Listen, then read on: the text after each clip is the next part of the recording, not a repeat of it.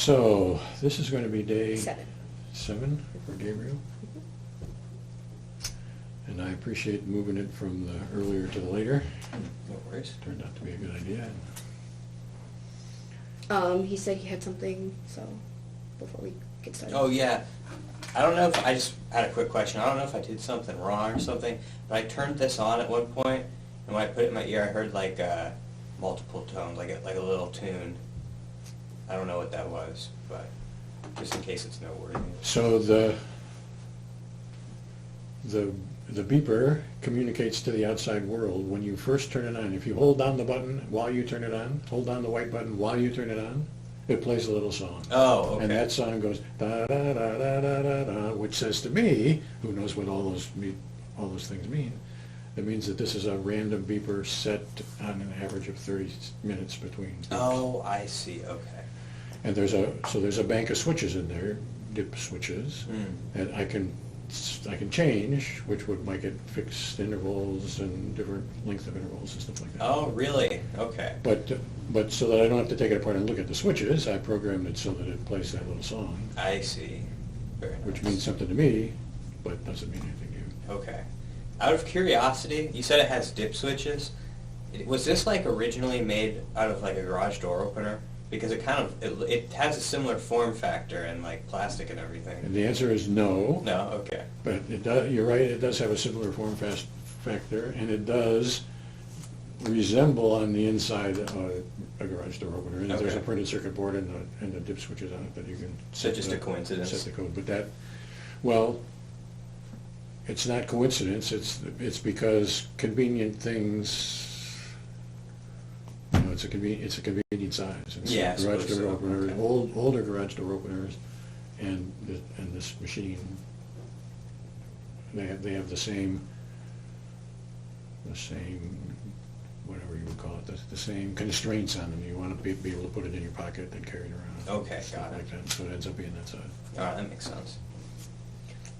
So that wouldn't have affected any of the samples, right? No. Okay, just checking. You can always, whenever you turn it off and turn it back on again, if you hold that button down, if you want to hear that song, hold the white button down while you're turning it on and it plays that song. Okay, I'm just. I'll And then make a when note.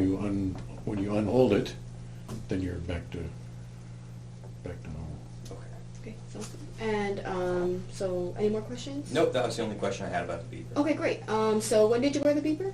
I wore the beeper, it was this morning and a little bit in class. Was there a break between, like you collected 4 and then you took 2 off and then did 2, or? Let's see, so yeah, I had it on in the morning before I took a shower. I took it off when I took a shower, and then I put it back on while I was walking to class, and then there was no more break. Okay, and how many did you collect before? I collected 1, and then 5 after. Okay.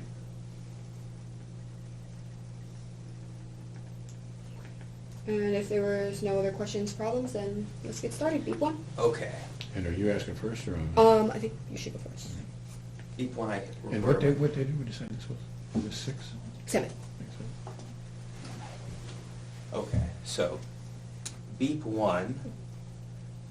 Should I go over it? Yeah. Go ahead. Okay.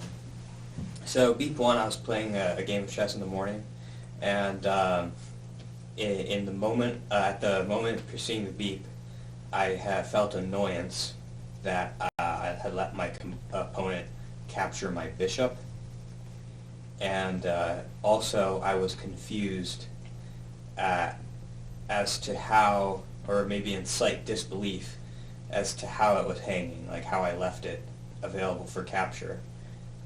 That was occurring while I was searching for a fork between his bishop and his queen that I could use my knight for, so I could attack both pieces at once. And there was a sort of satisfaction at simply sort of the visual experience of imagining this this fork, because what the fork looks like is kind of 2 L's that are connected to each other, and they reach pretty far apart, and for some reason there's a satisfaction, almost like it was pretty or something like that, in just the imagined reach of the night. And are those all in your experience? I do think so. I think those, as far as I can tell, they were all in my experience. And by the all, annoyance, confusion, disbelief, Mhm. searching, and visual satisfaction. Yes. I would say the annoyance and disbelief were pretty much the same thing, though. I would tie them together. Okay. And does it make sense to say together those are 33, 33, 33, or 95, 5, or? So there was the annoyance, confusion, disbelief. I would say the searching and satisfaction were like 50 together, and the annoyance and confusion and disbelief was also 50%. So like 50, 25, 25, or something like that? Yes. Okay. So there's a feeling, the 50-ish, there's feelings of annoyance, confusion, disbelief, or something like that. Mm-hmm. And that's all one thing, or separate things related to each other? Or that question's hard to answer? Or to put that feeling into, to describe it to us, you're just using these three words. Let me think about that. So,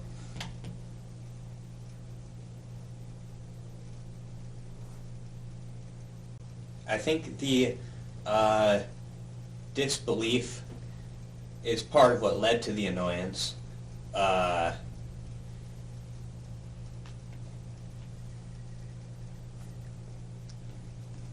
No, yeah. It wasn't, yeah. It's part of what led to the, well, I don't know if it led to the annoyance. The annoyance was its own thing. The disbelief was closely tied to the annoyance, but I still think it was somewhat separate. So, does that answer the question? Well, what I'm really trying to get at is how you experience those things. Okay. I'm not so interested in whether they're separate kind of deals. I asked that question as sort of a way into the experience. Okay, got it. So the annoyance,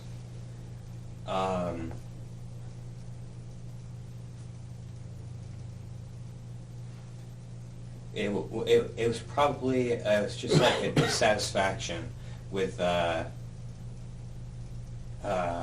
feeling that I had probably made a mistake that lost the game. So I wasn't thinking about the fact that I had probably lost the game, but it was what the annoyance sort of was. It was that I can't really explain exactly how I felt the annoyance. I think that it's too difficult to explain. It might be something I can't really communicate fully with words, if that makes sense. Well, I have no doubt that you can't communicate it fully. The question is, can we find anything more to say about it, which maybe not. So let me ask a couple of questions about it. So was this would you say bodily thing, or a mental thing, or neither one, or both? Or? I don't think it was bodily. I don't think it was a bodily annoyance. Okay. So it would be mental then. And that is what I mean by mental. What I mean by mental is clearly ongoing, but not in my body. Right, okay. We'll call that mental. Mhm. Unless you got a better word, I'm happy for a better word. Okay, mental makes sense to me. Okay. So some kind of a ongoing feeling that doesn't manifest itself in my body that I know of. It probably is in my body somewhere, but like Mhm. a whole lot of other things are in my body, I'm not paying attention to it. Right. Okay. And I gathered from what you said, this was not like an analytical thing. It's not like I was trying to figure out what steps led me to this, but it was more like just an oh shit. Yeah, exactly. It was an emotional reaction. That's what I would say, but... Okay. And part of that annoyance is dissatisfaction, and by dissatisfaction you mean like so mad at yourself, dissatisfied with yourself. Yeah, mad at myself would be a good way of putting it. The disbelief was kind of related to the mad at myself as well. How could I have done that? Yeah, or did I really do that? Is there something here that I'm missing? That kind of thing. So. Okay. But I'm gathering it's not in words. How could I have Right, done it's that? not in Done words. with it? And not even cognitively spelled out and yet felt, Yes. how could I have been so stupid as to... Yeah, something like that. Something like that. Mhm. Okay. And those are, in some ways it seems sort of separable, I guess. The annoyance is its own thing, but in some ways it seems like there's annoyance which blends into dissatisfaction, which blends into how stupid I could be or whatever. And is that right? Yeah, I think so. I can't really say that they're all their own thing because they're like deeply sort of tied together. Okay. And I don't think any one of them would necessarily make sense without the presence of the others. So. So I don't have any theories about how things get connected. Okay. So it really is just what your experience is, and I'm gathering your experience is, you could say in one way of looking at it, I'm annoyed, in another I'm dissatisfied, in another I'm confused, in another way I'm disbelieved, and those are sort of different aspects of looking into something which may have several different emphases or whatever, depending on how you look, but we're for sure not going to say it's this one and this one separately and this one separately and that one separately. Yeah, let me think about it just to make sure. But.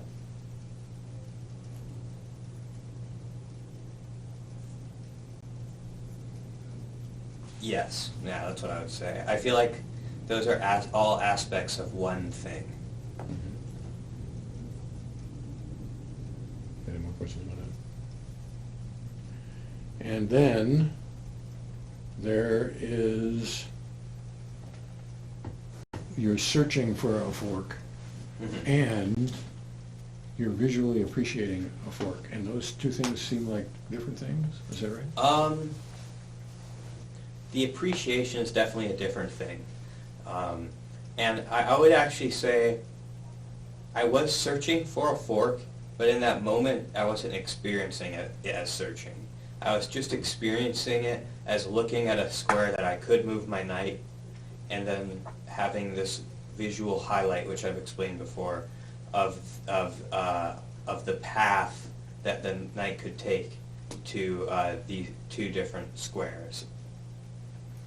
And so does that seem like sort of one experience then? You could say I'm searching for a fork, and you could say I'm visually appreciating it?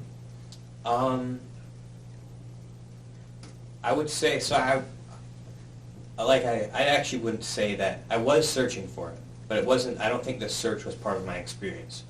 I would say that there were two things. I was seeing this visual highlight, and I was separately thinking, oh, that's kind of nice, or that's kind of cool. Okay.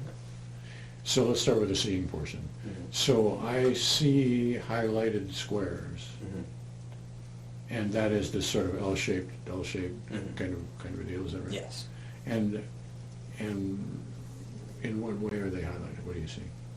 I'm seeing them. I'm seeing they sort of appear more clear than the rest of the squares. The rest of the squares are slightly fuzzier. These squares are clear, and it's kind of like they have it. It's kind of like they're raised up more than the other ones. Okay. And does that seem like I'm looking at my phone, and on my phone are these raised up squares? Or does it seem like I'm looking at my phone and I'm raising up these squares? Okay, well, I would say that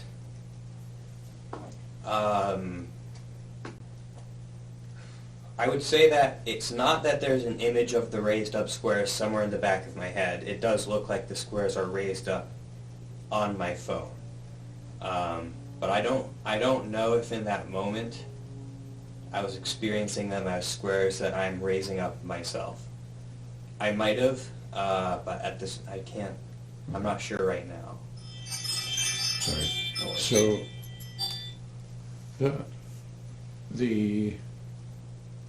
so what I understood you to say is, I see on my phone raised up squares, and the fact of the universe is I have raised them up. Mm-hmm. And whether that is some inkling of that is in my experience or not, I'm not too sure about. Yeah, I'm not too sure, because I know sometimes it is when I'm doing this, Okay. but I don't know if it was in that moment. Okay. And the squares that are raised up are the squares that over which the knight would go? Is that Yeah, right? so- Because the squares over which a knight would go don't really matter in chess. Right, exactly. But they're raised up anyway. They're raised up anyway. Okay. And that's what's sort of cool, is this pattern Yeah. of raised up squares. Mhm.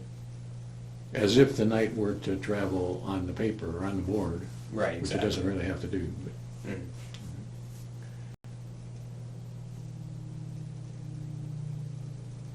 And I am somehow appreciating the coolness of this pattern. Mhm. And how does that present itself to you? That presents itself as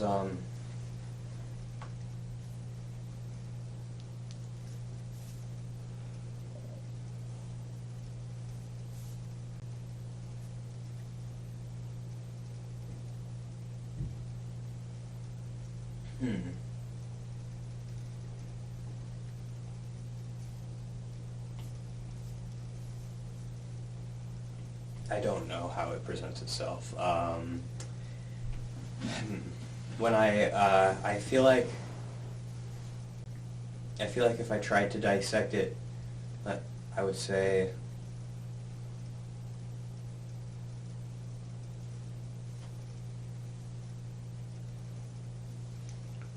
So what was that? shall I make it a multiple choice Okay, yes. test here?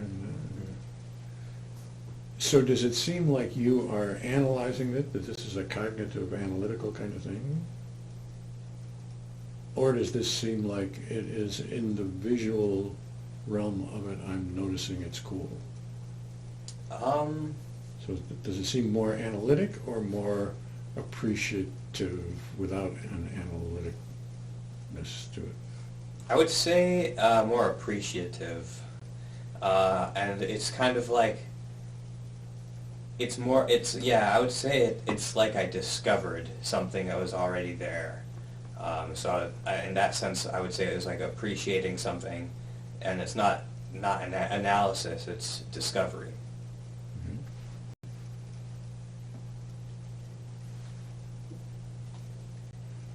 And what is discovered, I'm gathering, is something like the visual appeal of it. It's the look of it, rather Yes. than say the mathematical of 4 by comparison to 3 or whatever it turns out to be. Yes, it's the look of it. Mm-hmm.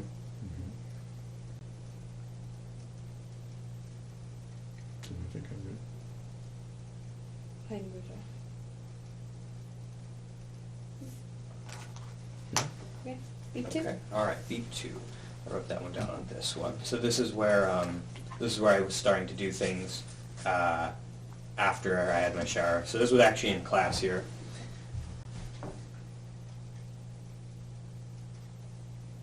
So in this case, what was in my experience at the moment of the beep were the words in my internal voice spoken with the words "with phenomena," and that was because I had just written that down in a notebook. So that was my internal voice speaking them, and also there was the voice of my professor in the background, and it was what exactly he was saying was not in my experience at that moment, but the voice of the professor was in my experience, just not the content of what he was saying. Okay, and I'm taking you're saying there's kind of 2 things going on here? Yes. Oh. Or is there more? There is more. I forgot that I wrote down more. Okay. There was also a visual with a part of this experience, which was an imagined in my head, not in the real world visual, and it was a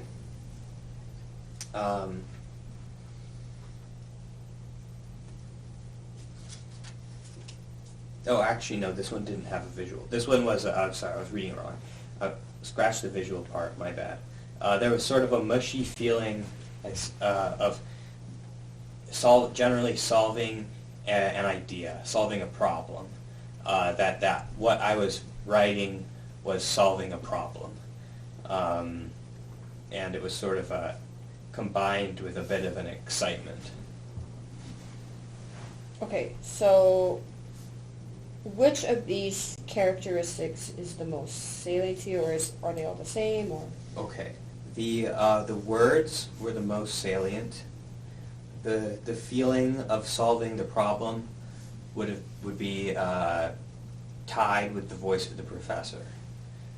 And, okay, so if we're putting numbers to these things, what would you say? I would say 66% would be the voice, the words with phenomena, and then the professor and the feeling of solving a problem combined would be 33%.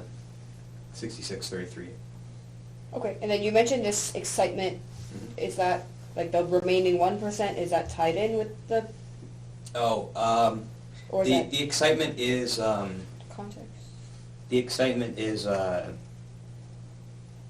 it is part of the feeling of solving the problem.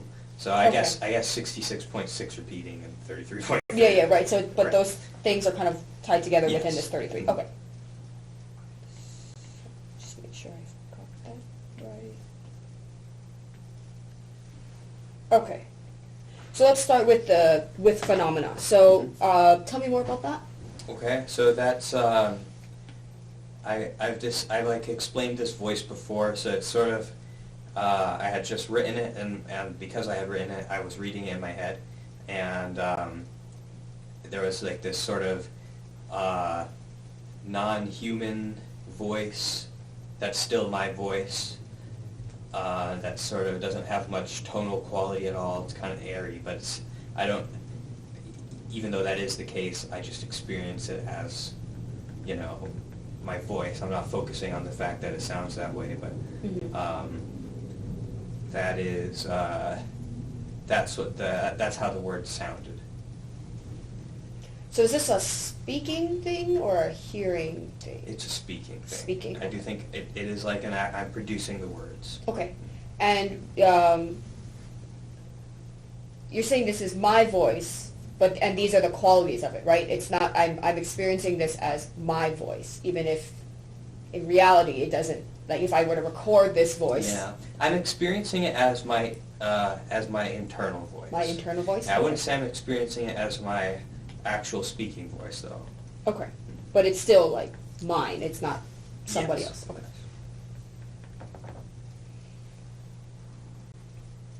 And is there any kind of, Before we leave that, so does it seem like your inner voice, or does it seem like my inner voice, or does it seem like my voice? And the fact of the matter is it's inner, but when I'm speaking, it just seems like my voice. Okay. So it doesn't seem like the voice, my speaking voice. It's kind of like it. Yeah, I don't think of it as my inner voice. I think of it as my voice. That's what I'm Okay. wondering. But Yeah. but it's still not. but as a fact of the universe, it's said, I'm not saying it out loud. Yeah, that's true. But I also do it. It is like a separate experience from my speaking voice, which is also my voice. But it's like having two different cars. You'll still say it's my car, but you don't experience them as the same car. Does that make sense? Yeah. Okay. Yeah, it does. So my voice, and my voice when it's inner, it sounds like this, and my voice when it's outer sounds like that. Right. Mhm. Okay. Okay, and then, is there any kind of inflection, any kind of emphasis, any just the words are No, just there? just the words. Okay. And, is there anything more to be said about that in terms of experience? Well, I guess I know we talked a lot about whether words like come one at a time or these chunks, but I guess, again, in this circumstance, in my experience, it just felt like there were only two words. And I still do feel as though, and I'm trying to get to the bottom of it more, but I still do feel as though each word individually was in my experience, maybe as a byproduct of writing them down, and because of that, I experienced them individually as the things I was typing in this circumstance, and also as like the meaning of the chunk with phenomena. So I feel as though I experienced both of those two things. So are you experiencing, okay, wait, I don't know if I understood that. So are you experiencing with phenomena, or are you experiencing with phenomena? Or both. Or both? I think Or both. At the same, okay. I think so.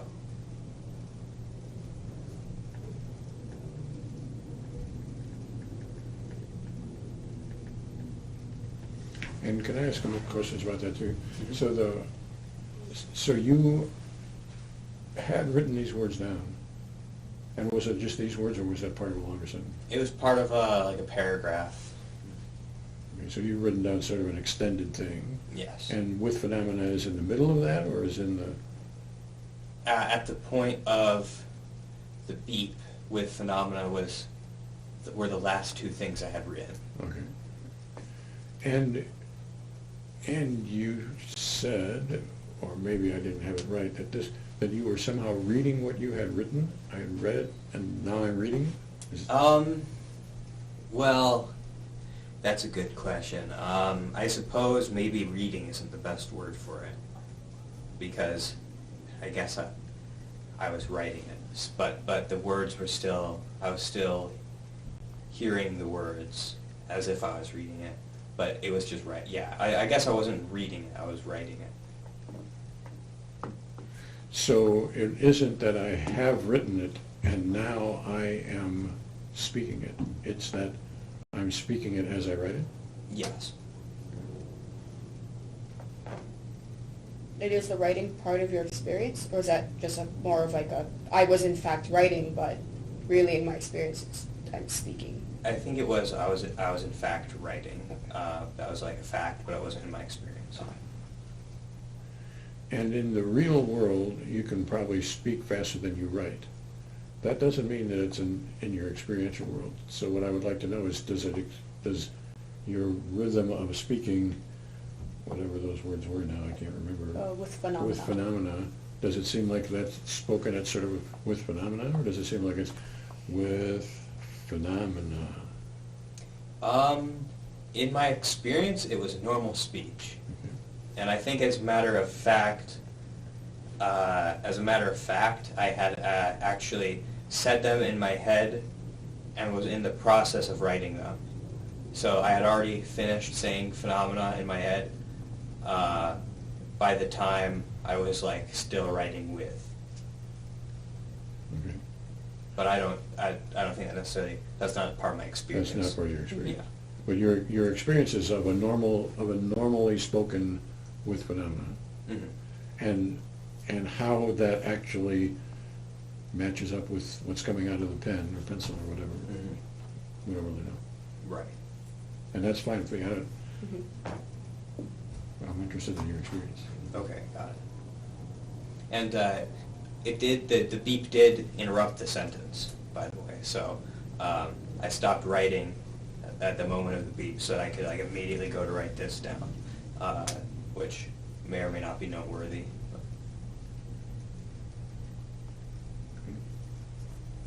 I'm happy with that. Okay, me too. Okay, and then the rest of this, there's kind of a lot going on here. So could you tell me more about the second part with you said professor's voice, solving the problem, mushy feeling, excitement? Okay, so would you like me to talk about the professor's voice then? Sure, let's start there. That was just, there was just the knowledge that my professor was talking, and like the tone of his voice was there, which was sort of a lower pitched voice, and it was the voice of a professor. But what he was saying wasn't there. It was just sort of the voice of the professor is in my experience, and that's about it. And would you say that I'm hearing my professor, I'm hearing a voice I understand to be the professor? I would say I'm hearing a new professor, because this is first day of class. So Okay. And then you said this lower tone, is that part of your experience, or is that as I'm describing what the voice sounded like? that's as I'm describing it. Okay. And just to make sure I understand you correctly, you're saying, I'm just hearing this voice, I'm not really processing any of the words, but I'm somehow hearing, in my experience, I'm somehow hearing the voice of the professor. Okay. Yeah.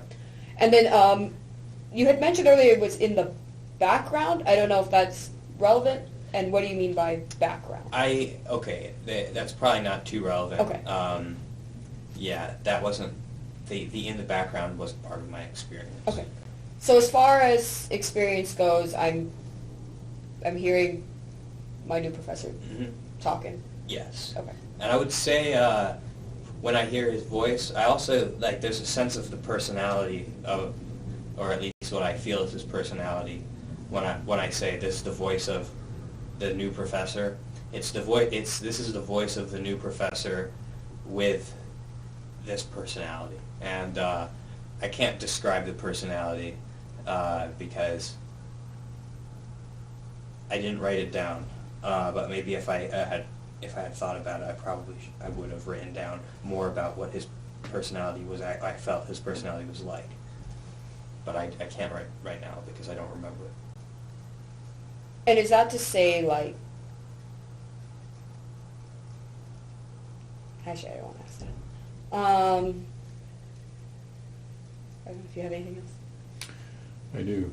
So at one point you said, I know my professor is speaking, and the rest of the conversation has been about I hear my professor speaking. Mm-hmm. Is it more a cognitive, I know as a matter of fact my professor is speaking, or is it more an auditory phenomenon, I hear this deep voice?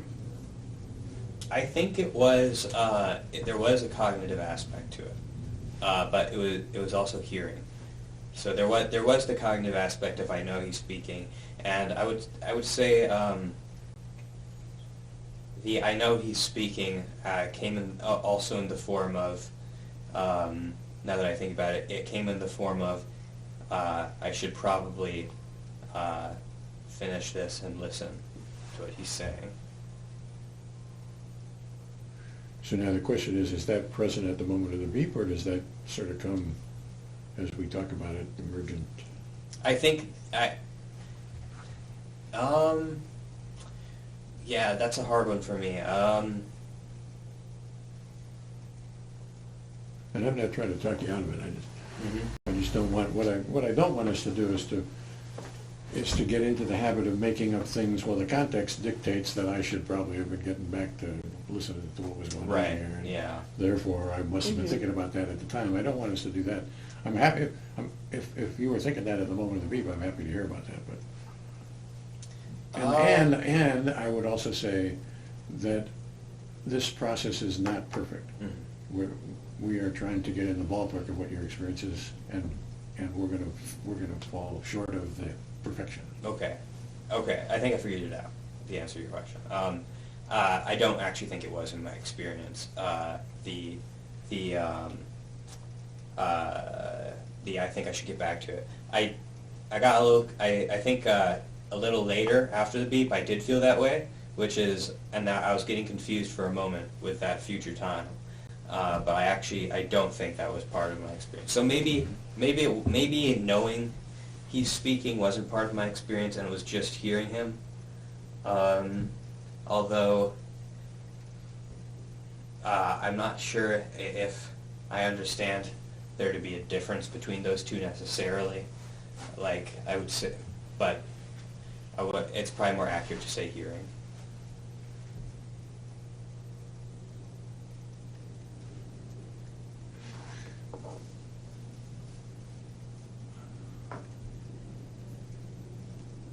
So what I've got about this aspect, and it's only a sixth of your experience or something like this, so we don't want to get too carried away with it. It's a portion of a sixth. It's a portion of a third. Oh yeah, portion of a third, yeah. That's right. Is that I'm hearing this deepy voice that has some personality to it. Or that the person who's speaking it has some personality, and all that stuff is somehow present to me without being analyzed. It's not like I'm saying, oh, this guy is a nerd or whatever. Mm-hmm. It's just somehow the personality is It's like inherent to the voice. right. And is it inherent to the voice in the same way as saying that the voice is a deep voice? So I am somehow hearing a deep and personal voice, and I'm not paying attention to what he's saying at this particular moment.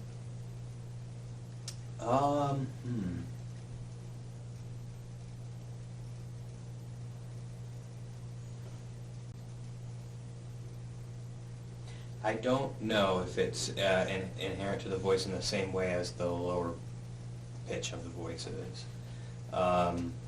It's also possible that the personality is like a feeling that it's possible that I experience the personality as a feeling that the voice brings about, as opposed to an aspect of the voice. Okay. That's fair. Like an auditory aspect of the voice, but I'm not sure. But either way, it's not a cognitive analytical thing. It's not, no. On neither side of this issue. It's not like I'm thinking, well, that's a deep voice, and it's not like I'm thinking, well, that's a nerdy personality. Yeah, it's not a cognitive or analytical thing. And whether we want to separate out the auditory experience from maybe an emotional, affective experience or whatever, Mm-hmm. we're not too sure about that. Right. Fair enough. And then the mushy feeling, excitement. Yes, so this is, there's just a feeling of general, just a sort of a feeling that I was solving a problem. And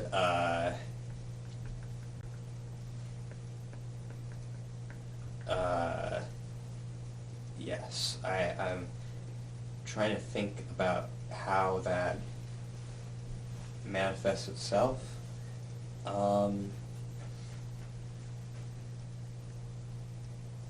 Okay. It manifests itself as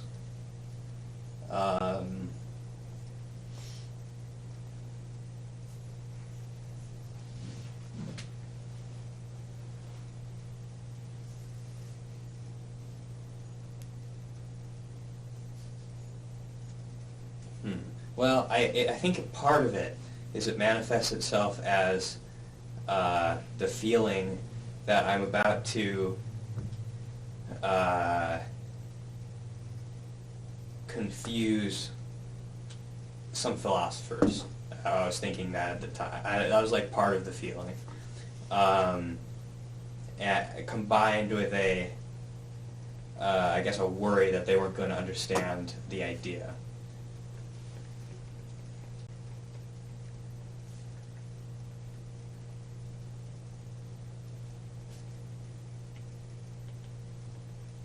And this is all part of the solving problem situation. Okay.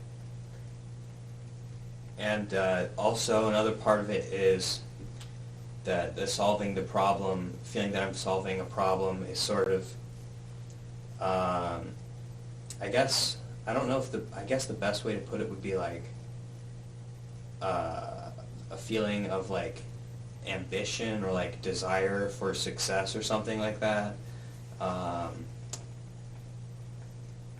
And I get, well, I don't know if that's a good way of putting it. It's like an excitement for a possibility, that it's an excitement for the possibility that I solve the problem. And is this excitement different, separate from the excitement that you had described earlier? No, or it's the same excitement. this is just all part of, so when I talk about the feeling of solving a problem, this is kind of what's going on. Yes, okay. this is what the feeling of solving the problem is, this feeling of excitement, that excitement at the possibility that I'm solving a problem. I think so. Probably that's a more accurate way of putting it, and I wouldn't say a feeling of solving a problem. I would Okay. say it's the feeling of excitement at the prospect.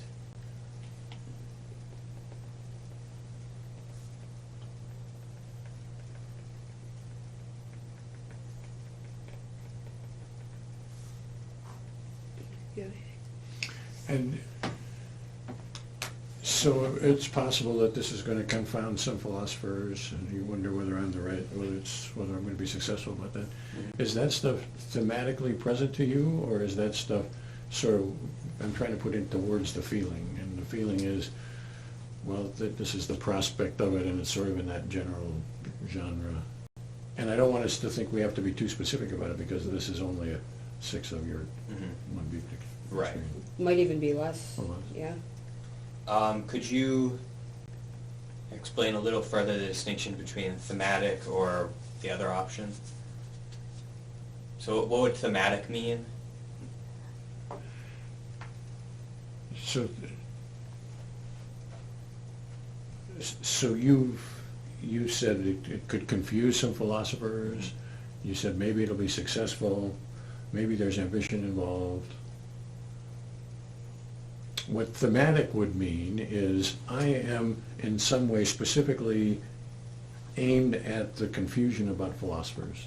That's a theme that's going through here. I might confuse some philosophers.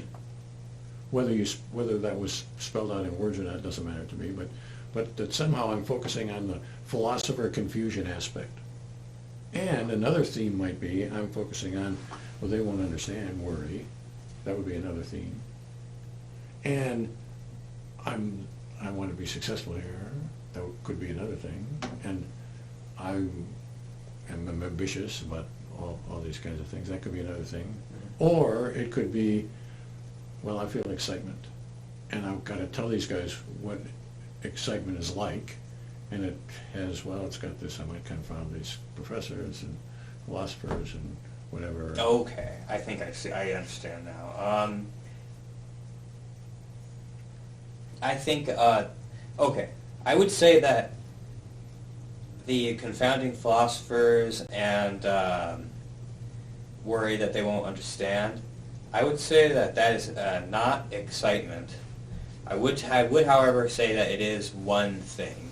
It's not part of the excitement. The excitement is the prospect of solving the problem. So if I said that this was part of the excitement, I misspoke. I got the disproving or confounding philosophers and everything like that. That's a different thing entirely, but it is still one thing. And I would say it's one thing. Maybe the one thing is a worry, I guess. I would say maybe it's just like unease. That one thing is just some unease, and if I were to describe the components of the unease, those would be the components. And so is unease a replacement for the word excitement? No, there's excitement and unease. Okay, so excitement is, I'm going to solve the problem, or I have a Mhm. prospect of solving the Right. problem. That's excitement. Mm-hmm. And then there's unease about, well, then I would have to explain, and they might not get it, and, Right, exactly. okay. And that's all part of this one situation, or these two separate things? Which- completely? which- This The unease. this generally solving a problem Mhm. feeling, is that all, is this unease and excitement all part of that, or are these two just completely separate deals having to do with solving the problem? So let me rephrase that. So is the solving a problem more context, and these are the feelings that are coming with that, or are all these feelings all tied together in this one deal? I would say, Or Or could be They're something not, else? I would say they're not completely tied together. Okay. I would say the unease is actually a byproduct of, so there's the excitement of the prospect of solving a problem, and then as a consequence of that idea of solving the problem, there's the unease. Got it. Okay. And they're both present at the moment of the beep. Yes.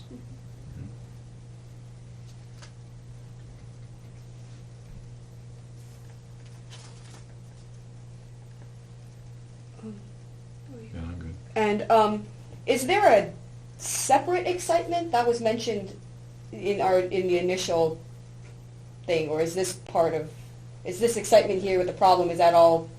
There's only one excitement. Okay. Okay. Okay. Baseline, good. Me too. Number 3. Okay. Number 3, the words "the body" were in my experience, and it was internal speaking.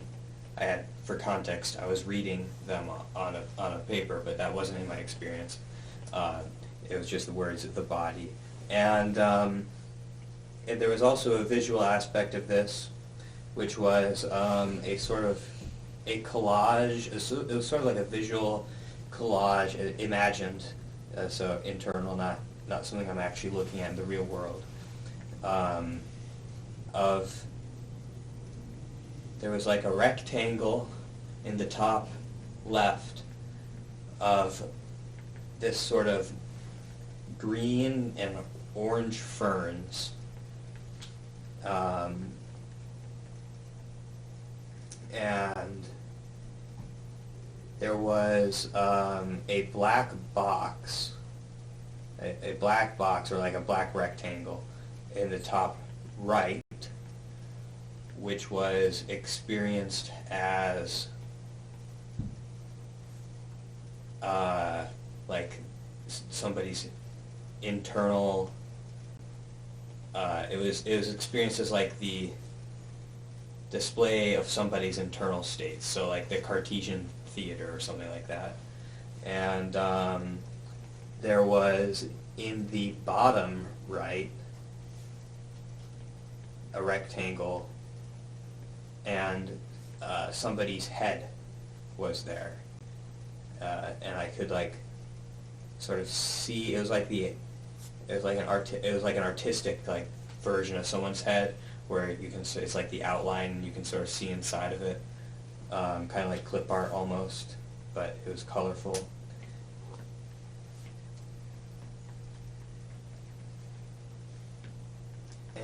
So that was in the vision. I don't know what was in the bottom left. Maybe there wasn't anything. And this was all connected to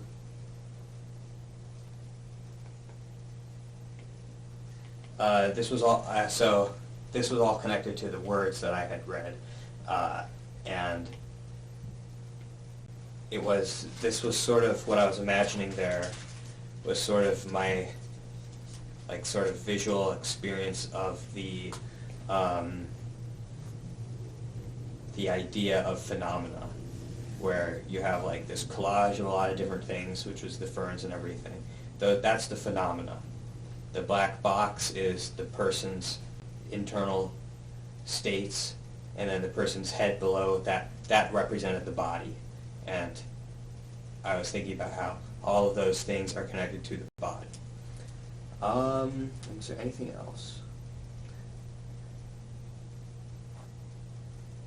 Oh, and the person, it was a specific person in a sense. In that it wasn't somebody I knew, but it was like, this isn't just the general concept of a person. This is like a fictional person I'm imagining, and that covers it. So I'm seeing the body, and I'm seeing this visual collage. Mm-hmm. And do those seem like equally present to me, or one more than the other? I would say, Or maybe it doesn't matter? Doesn't make sense to ask?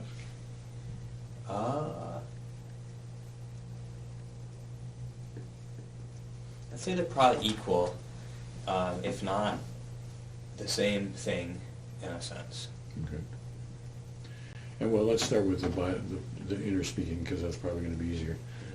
So how does that present itself to you? That presents itself to me as I described before with the last thing that I had said. It's my voice, but it's my internal voice, but it's just my voice. Your mechanical, whatever, Right. computer breathy voice? Yeah, breathy voice, exactly. And but it's just my voice I'm experiencing it as. Mm-hmm. And in the previous beep, when we had this beep with this voice, you were reading something. Is there anything reading involved in this? Yeah, I was reading the words, the body that was written down. But that's a fact of the universe, right? That's not part of your Yeah, oh experience. yeah, it's a fact of the universe. It wasn't part of my experience.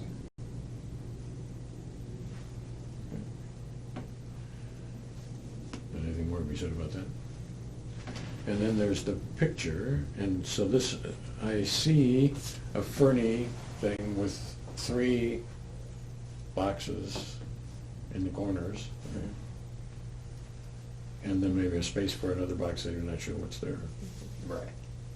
And is this seeing in a clear? Is this a clearly seen thing? It's not an unclear. I mean, okay, so we discussed this before. If I were to objectively say whether or not it was clear, I would say it wasn't clear. In my experience, I wasn't thinking about it as clear either, though. So. Okay, fair enough. So I'm seeing ferns, and the ferns are yellow and green. Is that Green and green and orange? green and orange? Green and orange. And it was a dark green. And so a quite specific green and a quite specific orange, dark green and whatever orange. Right. And by ferns, in my head, ferns are branchy and kinds of stuff. Is that what we're talking about?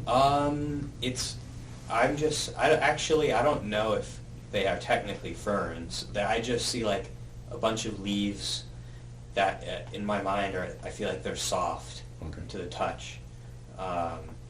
And they're all over the place. Like hundreds of leaves? Or? Yeah, well, yeah, hundreds. And it's two-dimensional as well. So this isn't a three-dimensional depiction of ferns. It's two-dimensional. And they're all connected on branches, but the branches are not like woody. They're kind of like stems, basically, like green stems. And the green and orange, is it this leaf is green, that leaf is orange, this leaf is green, this leaf is green, that leaf is orange, or is it that? Yes.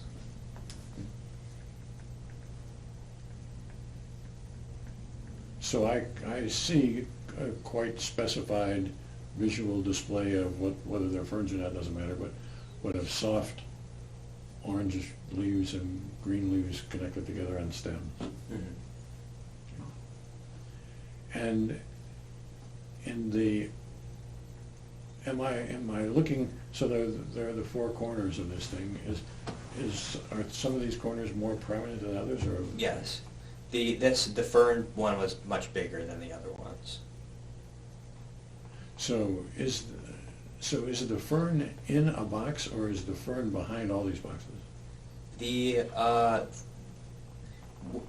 So when I say box, to be clear, I mean just like a rectangle. Okay. And so the rectangle is like, each rectangle is like a picture.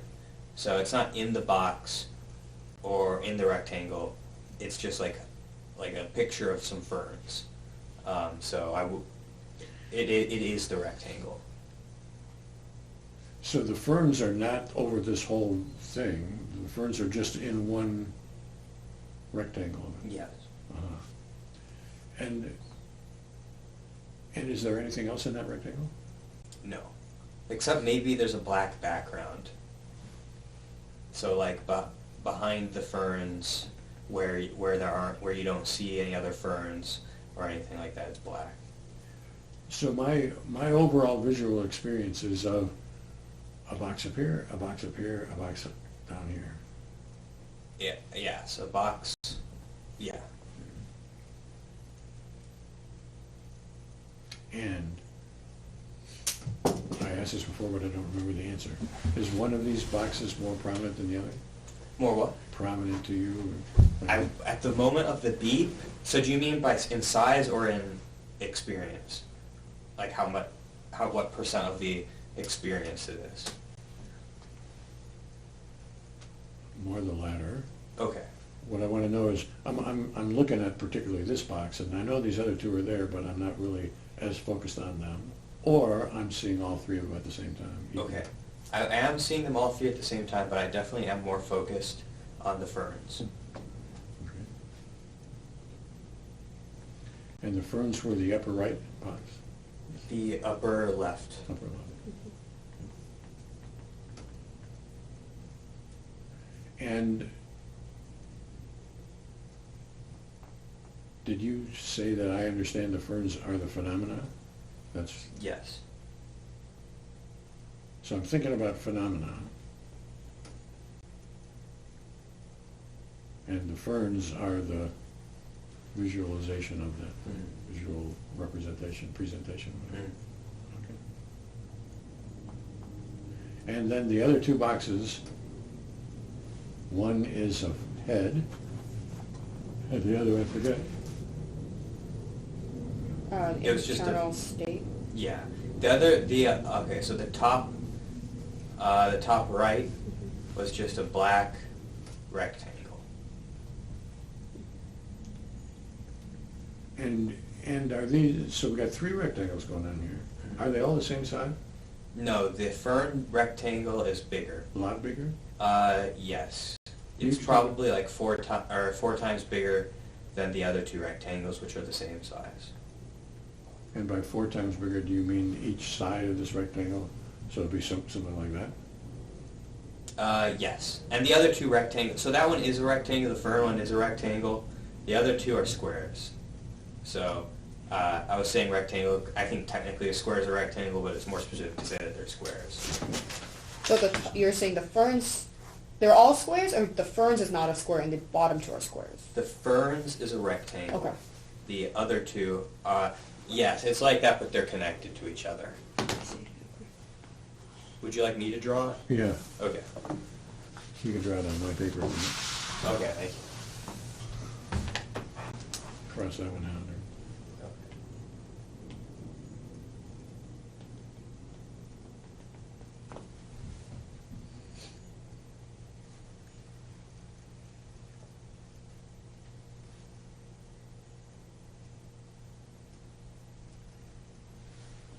It's like this, the black, but I mean, it's slightly different.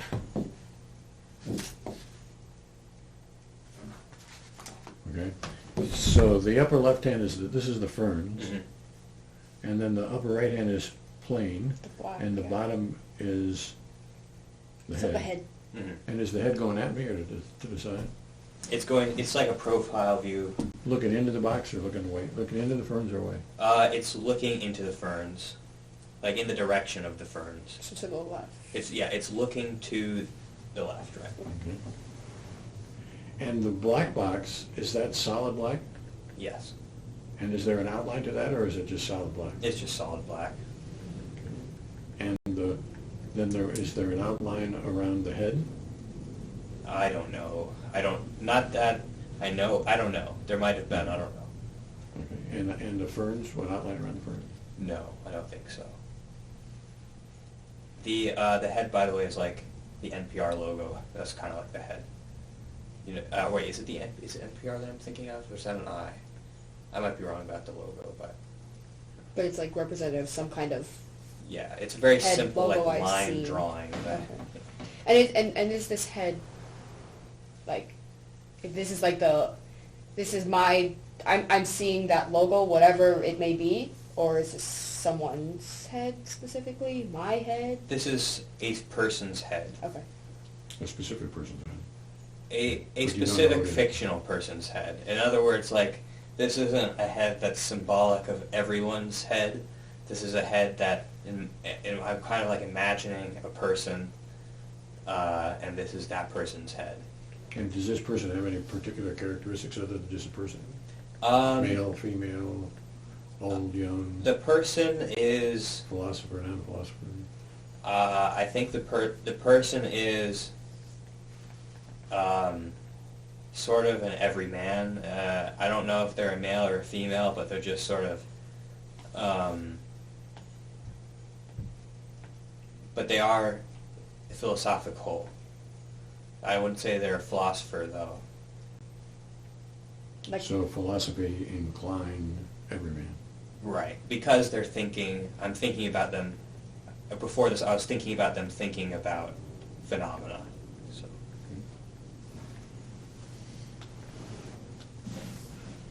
And then there was one other detail, which I forgot to mention. The background of this entire thing is sort of a reflective red. And by background of this entire thing, do you mean like my whole visual field is reflective red and I don't see the edges, it just disappears out there? Mhm. Or does it seem like there's a rectangle of red around us? It just disappears out there somewhere. And then this thing is on, this set of rectangles, this collage is on top of it. And by reflective red, like a stop sign red or like a neon sign red? Like this red? So it's like, let me think about it.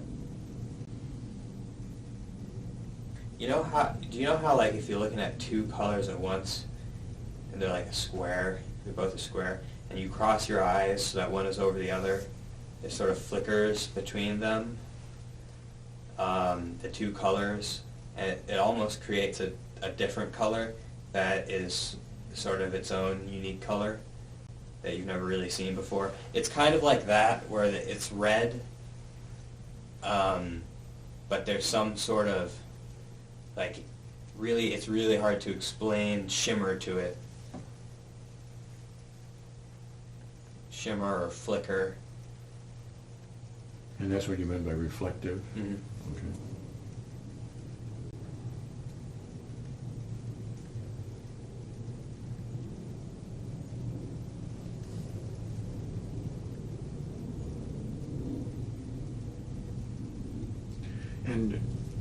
And does it seem like a color that you've never seen before, or does it seem like it's a normal color but it's flickering? Okay, so if we took away the flickering aspect, it would be a color that I've seen before. It would be like pretty close to a stop sign red, but it does tend toward pink at the top. It is a bit of a gradient.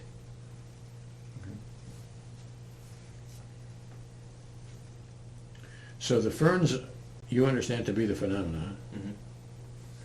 and the black is, It's just, the black is a person's mind, so it's like, it's kind of like the screen, like if you had a screen connected to what their experience was, their visual experience, or what have you, you'd be projected onto the screen. So that's sort of, it's like the screen of their phenomena, everything that they're experiencing. It's black at that moment, not because the person isn't experiencing anything, it's just like, maybe it, I don't know, hasn't been turned on or something like that. and the everyman is the guy who would do this, who would think this. The everyman is the person who has, who's going to be connected to that screen. Or who is connected to the screen in some way, and who is experiencing those phenomena.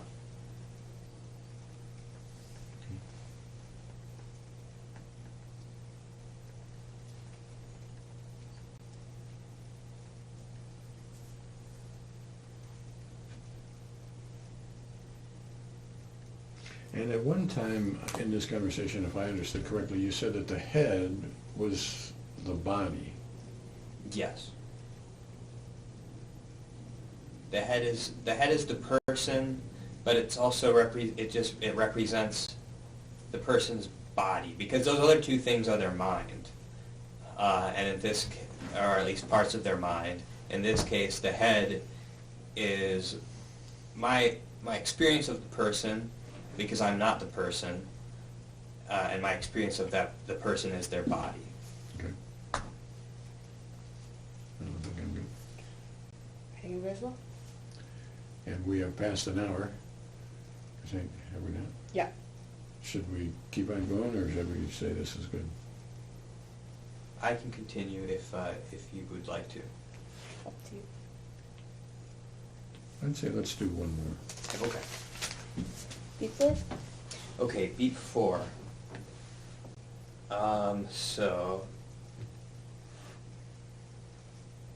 Okay. This, in my experience, were the words, "oh no," in an internal voice. I was not reading. In this case, I was internally speaking, and I was, in my mind, I was speaking it to my girlfriend, and I was saying it in like a slightly playful tone. Additionally, at this moment, I was looking at my phone screen, and in my experience was a notification that was on the screen. It was an email notification, and there was annoyance over the notification, which was associated with an online guitar course that I no longer use.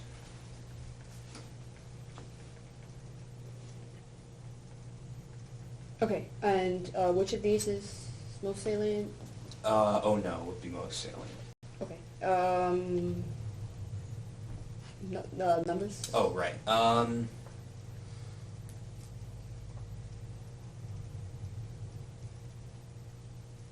Probably 60%. And then And I mean, oh no, 60% is oh no, saying oh no, in my head to my girlfriend. yes. And then then the rest would be 40%. the whole thing, or are they separate? The whole thing. Okay. Okay, so let's start with the oh no. Mhm. Is this is an inner speaking or hearing? Inner speaking. Okay. And you said it was in your voice as of saying it to somebody else, Mhm. right? And that's all part of your experience? Mm-hmm. Okay, and is this voice the same inner voice that... Tell us about this particular Yeah. inner voice. It's this. I mean, so if I were, do you want me to describe it through my experience of it? Yeah. Okay. In this case, I'm experiencing it as the voice of my voice. I guess. So by my question, I didn't mean to imply that it was different or the same from your previous voices. What that was, the comment was really meant for Amber, that we should Yeah. let him say it, let him describe this voice rather than say, well, was this like that? Because if he says Yeah. yes, then you haven't learned anything. And if Yeah. he says no, you haven't learned anything either. Hmm. But if he tells you what the voice was, then we can decide whether that was the same or different. Okay.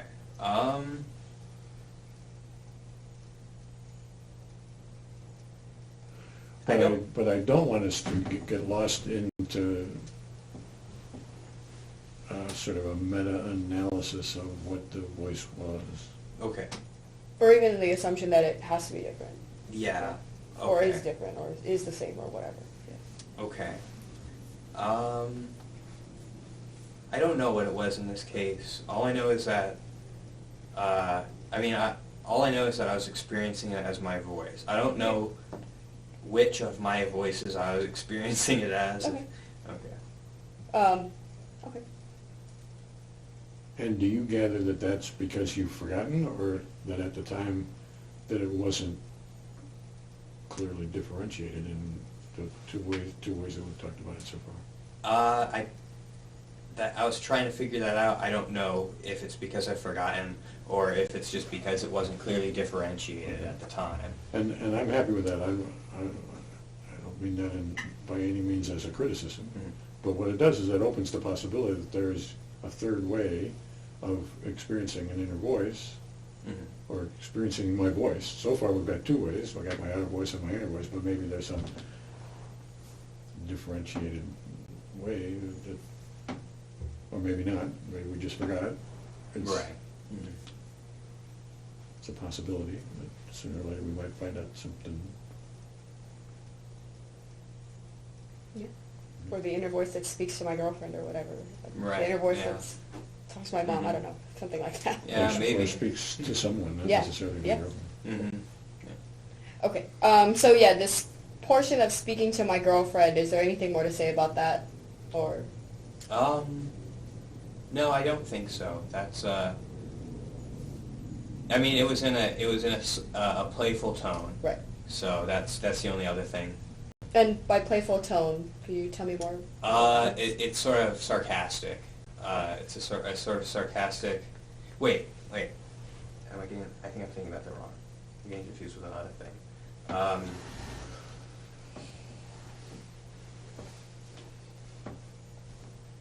It's not sarcastic. Sarcastic was the wrong word. It's a playful tone. It's just not a very serious sounding. Oh no. It's more like clearly lighthearted. Oh, no. Yeah, exactly. And do you know what this is about? Yes. Well, at the moment of the beep, yes. And this is not an oh no as in oh no I can't believe this happened. Mhm. It is an oh no as in oh no you are wrong. Like this is a contradiction of a statement that she had said that I had previously read on my phone. But in the moment of the beep, I was not experiencing what she had said. I am experiencing oh no and the meaning of oh no as contradicting something she had said, but what she had said was not there. So this is no doubt a response to what, in the real world, I guess it's fact of the universe, is a response to whatever you had read on your phone or a message or whatever. Mhm, yes. But that's not part of my experience. My experience is, oh no, and this not serious, lighthearted tone as if I'm speaking. Yes, exactly. And by contradict, do you mean I'm going to tell her that what she has said isn't right? Yes.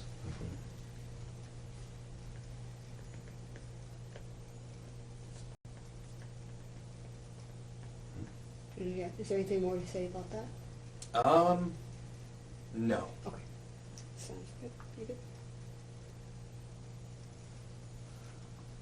No, I think I'm good about that. Okay. And then this email annoyance, tell me more about that. Okay, so this was, in my visual experience, was a email notification combined with an annoyance over the notification.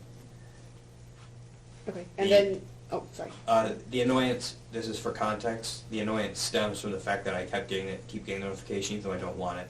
That wasn't in my experience, but the annoyance was in my experience. And at the same time in my experience was sort of this general association or this general idea that this was a notification from an online guitar course that I don't use.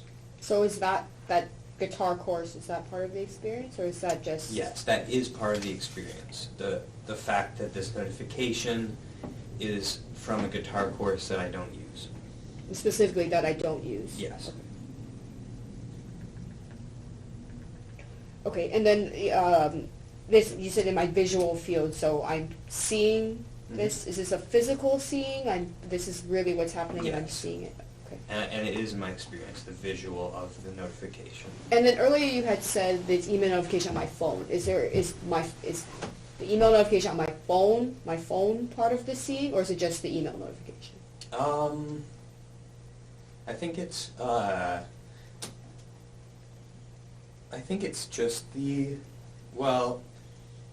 I don't know if the phone is in the seeing, but it is a notification that's on my phone. Okay. And I'm experiencing it as a notification that's on my phone. Okay, so like my eyeballs are pointed at my phone, but Mhm. I'm not really paying attention to the phone-ness of the Right. experience. It's just the email notification. Okay.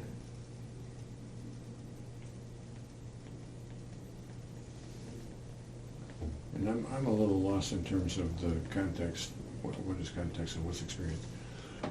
So I'm seeing a notification. Am I somehow in that moment recognizing this as being from the guitar course that I don't use anymore? Yes. So I see the notification from the guitar course That I don't use anymore. that I don't use anymore. And that's the visual experience. Mhm. And then I feel annoyance. Yes. And how do you, well, it's your turn. The annoyance is also specifically an annoyance with the teacher of the course. And that's part of the experience, Yes. the teacher.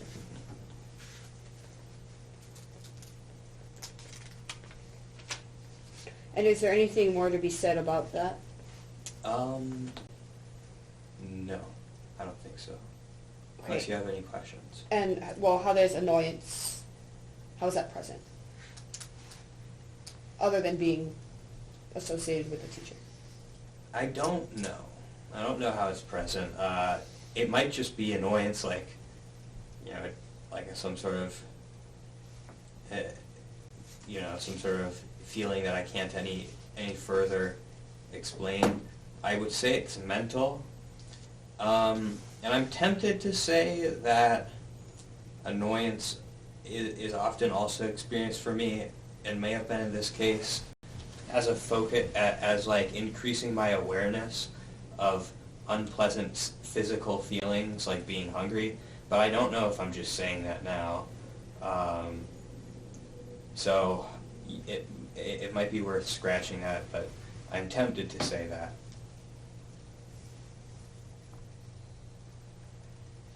Well, that is the kind of one of the reasons why we have to do this multiple times, Mhm. so that we can leave that as being, well, maybe annoyance has to do with heightened awareness of hunger or whatever. Mm-hmm. Maybe not, we're not sure about that. Okay. But I'm gathering that if this is bodily, it's a diffuse bodily rather than a hunger bodily. Right. It would be like multiple things, like I'm hungry, my fingers are cold, or something like that, all at once. Okay. And the annoyance it's not just annoyance, it's annoyance at my teacher. Mm-hmm. Well, it's not annoyance at my teacher, it's annoyance at a teacher in this circumstance. At a teacher or the teacher? At the teacher of that course. So this specific teacher. Yes. I'm not annoyed at guitar teachers in general. I'm annoyed at this particular guitar teacher. Mhm. We should have recognized that I quit it and he didn't. Right. And is the teacher a person? Mm-hmm. So it's not just an online presence or something like that? Right. Yeah, it is a person. I mean, it's a person. I guess I'm not sure what you mean now that I think about it. You say, is it a person, not just, what would it mean if it was just an online presence? Well, I would say most online guitar things are recordings that some guy made, and you can learn to play this song or those fingers or whatever. Or there's a guy that's demonstrating it, but that guy's on tape, and I've never really met him. He doesn't know me from Adam. I don't know him except through his recordings. Okay. Or I could have signed up for a series of actual lessons where I'm going to play my Okay. camera aimed at me, and he's going to say, you're holding your hand wrong or whatever. Okay. And then it would be a particular live person that I've Okay. interacted with. I see what you mean. In that case, I experienced it as an online individual, as an online personality, I guess. Type A kind of. Yes.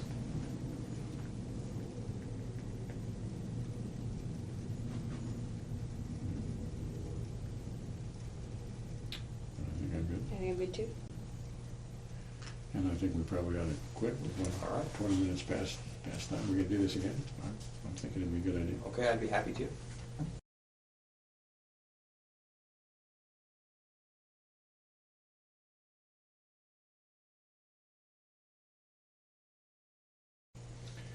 So, last time, you said we had a conversation about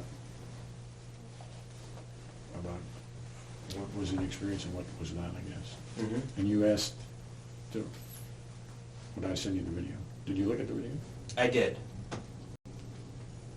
So I looked at the video too, and in this project, as I think you know, we make transcripts. Have you looked at any of the transcripts that are online? So I've got this bunch of. No, I don't know about that. Where would I look at the transcripts? So if you Google me, and on the left side there's a link that'll say something like online descriptive experience sampling. With something with annotated transcripts. With annotated. Oh, really? If you have time to stick around, we can pull it up on my computer. Oh, and yeah, I show you definitely what's have going time on. for Yeah, that. no problem.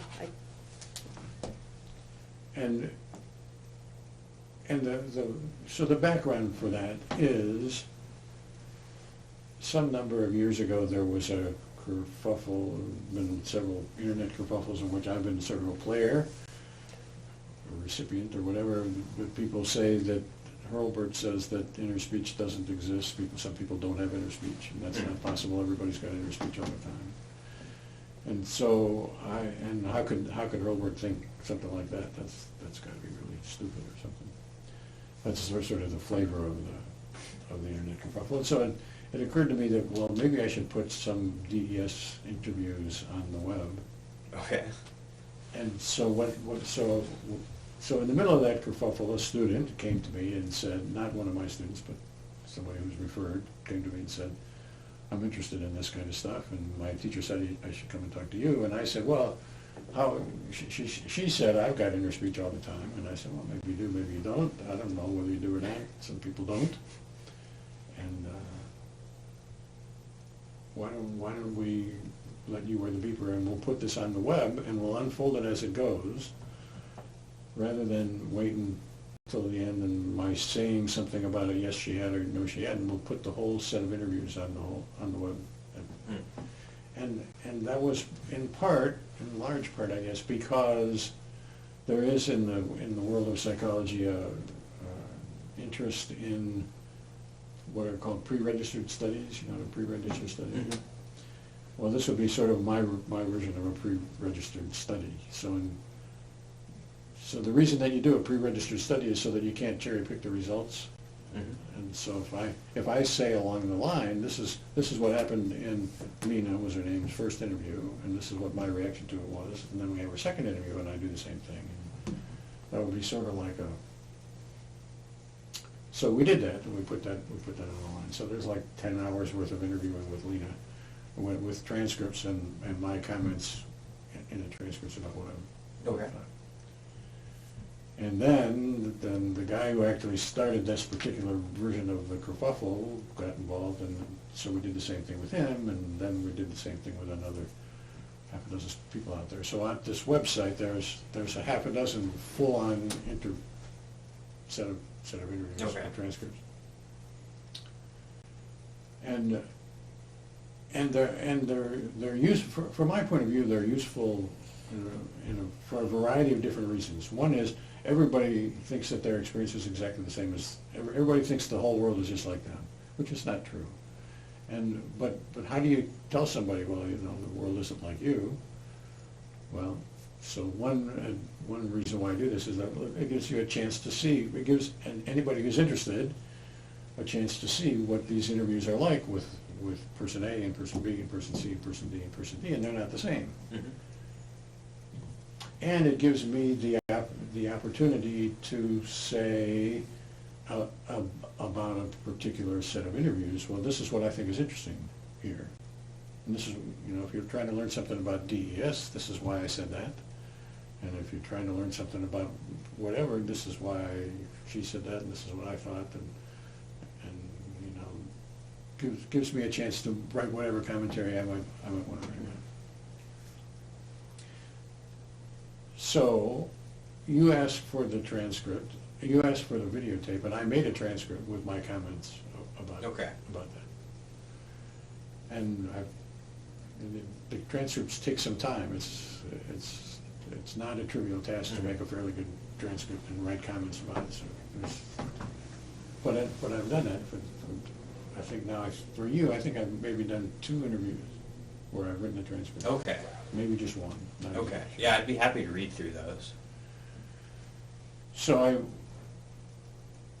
I finished the one about, so the conversation was after beep 6.5, I think.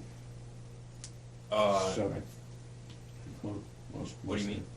Oh, on day 6, beat The 5. 5th beep on the 6th. Oh, Yeah. okay. Okay, that makes sense. I was like, So I wait, think know we have I think I transcribed the 5th beep on the 6th sampling day, which was the last beep from Okay. last time. And wrote some commentaries about it. And I thought I thought you would find those commentaries interesting, and I didn't send them to you. Okay. And the reason that I didn't send them to you is that I didn't want them to screw up this particular Right. sampling meeting. Mhm. And so I'm still sort of mixed as to whether I should send them to you or not, or I'm trying to be sort of candid about, like, the whole BS thing. I try to be candid with people about what's going on. So I've written these transcripts. And the transcripts, for me, it's something like putting money into the bank. And I don't know how I'm going to take that money out of the bank, but there's the interest of what the particular philosophical bent that you've got and how that plays out on the interviews. And I think I said in the interview that I'm interested in that. I'm trying to figure that out. I'm trying to figure out.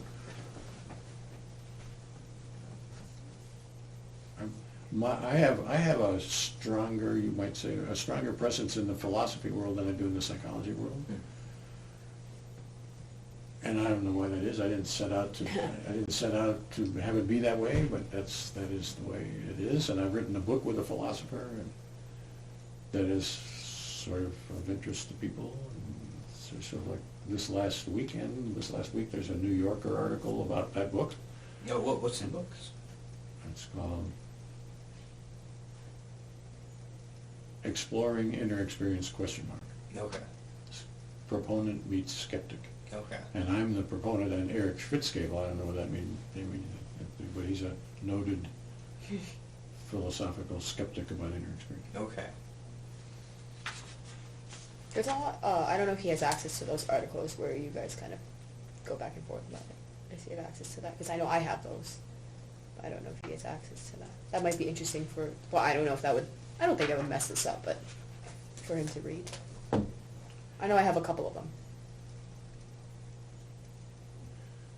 So Eric Schwitzcable and I interviewed co-interviewed a woman that we call Melanie. And the book that was the subject of the New Yorker article of this last week was a discussion that Eric and I had about what to make sense of that. So we had an interview like this, and Melanie said that, and Melanie said this, and whatever. And so what do you think about what she said, Eric? And well, no, that's not what I think. And so we have that kind of a discussion, and that's what that book is about. Okay. I see. Well, I'd be very interested to read that and also read the transcripts, but I'm perfectly willing to not do any of that if you prefer I don't, for the sake of further beeps and everything like that. So what?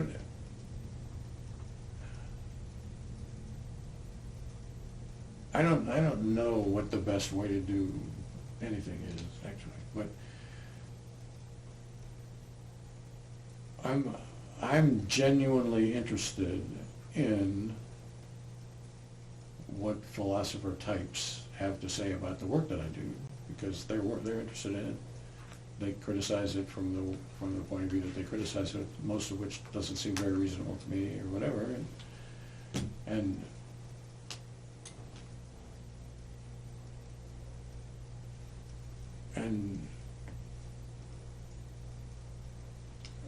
so I don't know whether it would be a good idea for me to send it to you. Obviously, I'm enough interested in sending it to you that we're having the conversation, because I just could have kept it myself and not told you, and then I could have made the decision. So by telling you about it, I'm putting it out on the table for us to decide whether we should, what we should do about it. Mhm. And I guess if you want to see it, I'm happy to send it to you. So if you look at the one with your comments, because like when I did my sampling, you withheld the comments. You let me see the transcript, but you didn't let me see the comments. I'm just That asking. was you. Yeah, And I'm this just is- asking. And this is him, and the issue is different here, Yeah. because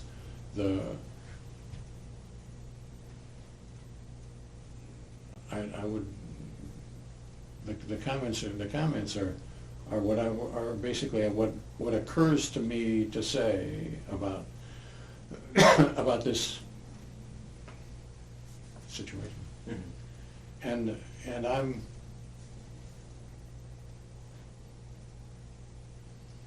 thinking it would probably be of value to let you see it if you want to see it. Okay. And if it fucks up these conversations, Situation. well, so be it, you know. Mhm. But I think it also might enlighten these conversations.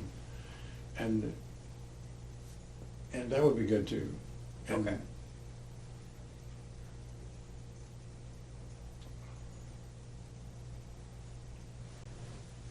I personally, I don't feel like it could do I personally don't feel like it would do anything except maybe help me dissect things and have a clear view on them.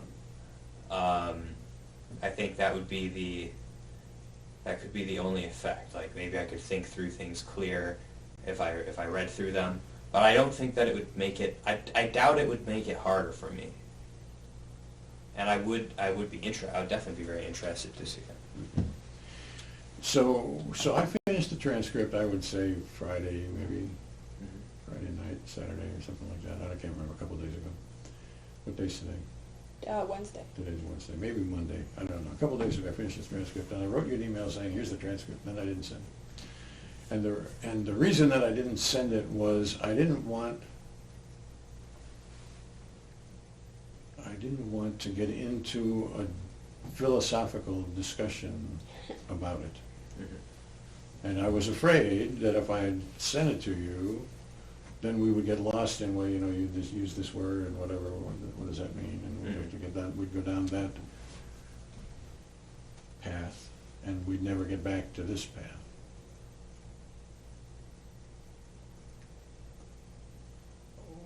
But now my reaction to today's sampling is, well, Gabriel seems to have a pretty clear idea of what was an experience and what wasn't an experience, and that was what was sort of at stake in that.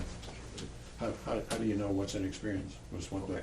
what we were trying to figure out. Right. Mhm. And it seems to me that what we talked about today, there wasn't too much doubt about what was an experience and what wasn't an experience. There were these words, there was that annoyance, there was some question about how annoyance is experienced or whatever, but there wasn't much question about whether it was experienced, Mhm. it seems. What I would say is, I don't have. Okay, so what would I say? I would say that I don't have as much doubt as to if there's something if there was something in my experience and I know it and I can know what it is, what thing I should be looking at, if that makes sense. I'm So. not sure, say that again.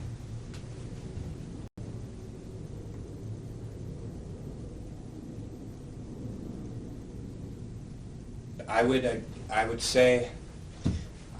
say that I still am unsure if I'm right about these things, but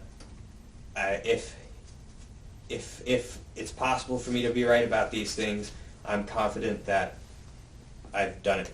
I've reported them correctly, if that makes sense. Like,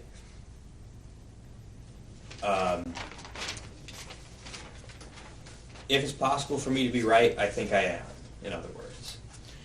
So let's aim that at the fern head, Mhm. black screen picture.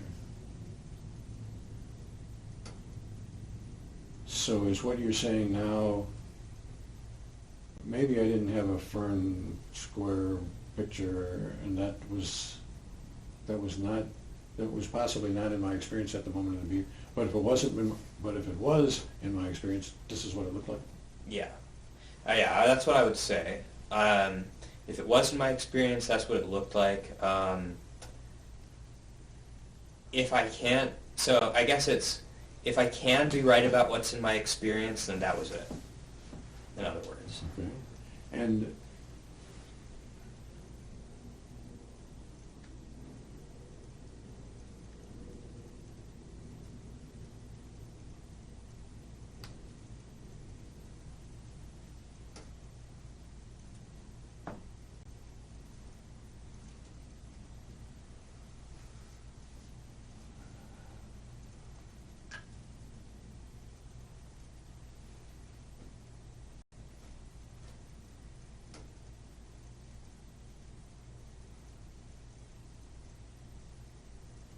I don't think I can figure out what that means. If I can, so it might be that I have no experience, or it might be that I have some other experience. It might be that, I guess, It's possible that I was imagining Marilyn Monroe with the dress up around her head singing Happy Birthday or whatever. That's possible. okay, that's not really what I mean. I would say it might be that there were different things. It might be, okay. Well,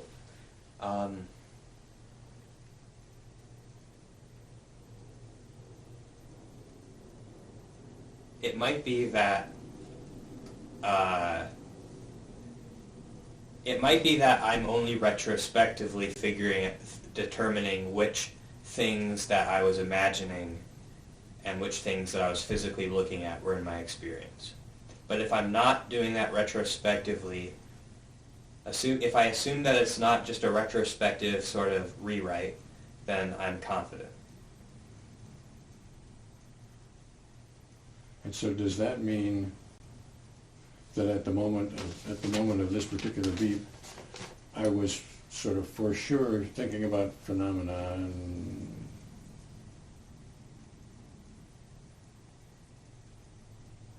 but I can't be 100% sure that the way that I was thinking about that at that particular moment was this visualization that involved 3 rectangles?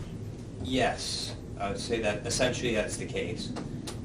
And I'm sure there are also going to be like beeps in the future if we continue, where there will be things where it feels like it was in my experience, but I'm also not sure it was, like, as well. So I think there will still be uncertainties.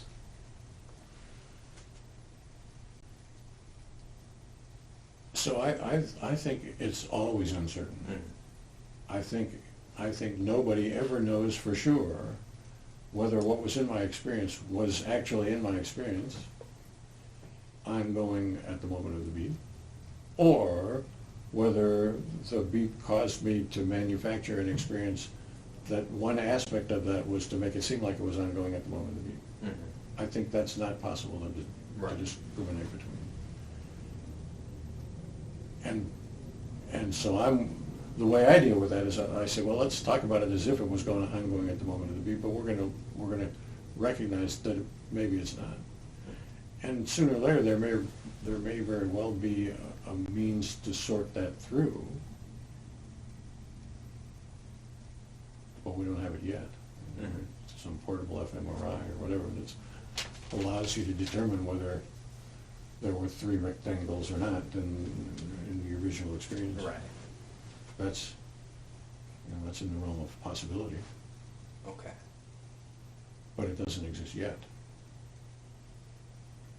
Yeah. Okay. So I guess, yeah. So my doubt just comes, okay, my doubt my uncertainties that I think cause problems sometimes in these beeps when I'm reporting on them and like difficulties, my uncertainties come from, I don't know how I would know what was in my experience in the past. Because of that, I'm not sure if I'm making inferences about what was in my experience, or if somehow I am directly aware of what was in my experience. And Because of that, I'm also not sure what sources of information to exclude as reasons to think something was in my experience.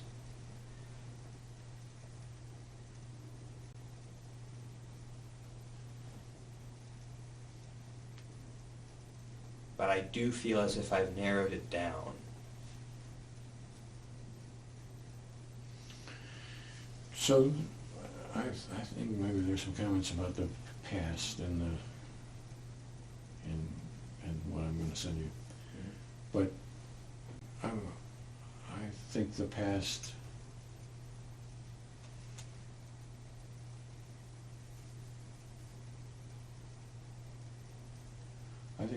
is a quite messy thing, actually, because I think there is short-term memory, which is pretty detailed for a second or two. And then there's longer-term memory, and psychologists divide them up into several classifications or whatever, which are probably not really true, but what the object of the beeper is to get as close to short-term memory as you can. And short-term memory is constantly being updated. You know, my short-term memory at this moment is being updated by my short-term memory at the next moment, by the next moment, at the next moment. And those things are smeared over each other. So I don't think there is a clear dividing line. I don't think there's a clear experiential dividing line between what's at the moment and what's just past. Okay. I would agree that there's not a clear experiential dividing line.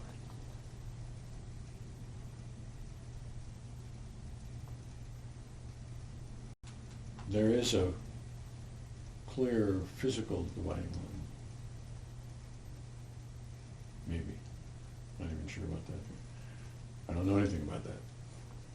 But it's the experiential dividing line that I'm interested in. Okay. And that is not so clearly divided up into present and past. Okay. Okay. So, I gotta get down the road here. So, I will send both of you the transcript for Number 7? No, 6.5. 6. I Okay. I didn't translate the whole deal, I just did the last beat. Mm-hmm. Okay. And I want you to accept that as being, this is what I wrote when I wrote it. I might not think that if I haven't revised it and whatever, so this is not the truth with a capital T. Okay. And it's not even what I think with a capital I. Okay. It's what I thought When I wrote it. And it's even less than that. It's what occurred to me to write. And I haven't gone back and revised and whatever, so there's no doubt mistakes and things, and I hope you won't hold me to that. But I would like to offer it in the way that it was created, and you might find it interesting, you might not. You can read it or not read it, or trash it or whatever. And then next time, I think we should do another sampling day. We just decided we're going to meet Wednesday. We should wear the beeper and do it. Okay. And then we should decide whether we want to talk about anything that's in what I wrote or not. Oh, I understand. Okay. Sorry. Yeah. Here's the deal. We can always come back to what I wrote. That's Mhm. there, and Okay. it'll stay there. Individual beeps, they come and go, and you have the opportunity to wear the beeper and not. Okay. And I would say also part of my motivation for writing a transcript can be telling you about the transcript, C, telling you about why I've written transcripts in the past, is I would like you to start the process of thinking about, well, would it be an interesting idea, a good idea for Gabriel to be part of that set of transcripts? Okay. And you should feel no obligation to that. Mm-hmm. And you shouldn't decide that until we're a done deal. Okay. And you should feel free to talk to whomever it is that you talk to about these things. idea or bad idea or whatever. But you're gonna get a chance to see what it would look like. Mhm. And then if we were ever to decide, well, maybe we should go in that step, then what I would do is we would make the entire set, and then you would look at that and you'd say, oh geez, I forgot that's what happened, I don't want anything to do with that, or yes or no, or something. So I want you to be and feel like you are a totally free agent about that. Okay. And not that I'm springing something on you and saying, oh, now that I've got that far, now I gotta go through with it, or something like that. Okay. That's not true.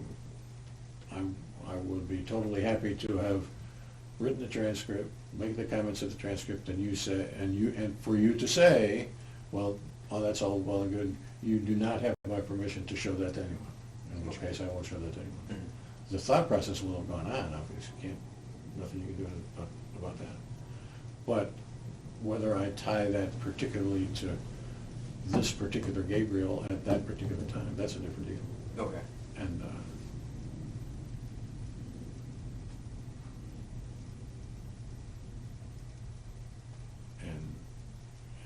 we should enter into that as free agents. Mhm. And I might decide to, after I review it, I say, I changed my mind, I don't wanna put that on there. Mhm. So, and Amber should have the right too, so we all have 51% of the vote in whether Okay. anything ever shows up on the web. Okay, got it. All right. Well, I'll look forward to reading through the transcript. All Thank right. you. I will send it, All right, thank you so much. and sooner or later I'll be interested in what you have to say about it. Okay. And that can be, if you're motivated to respond in some way, that would be okay with me as well. All right, sounds good. There's no rule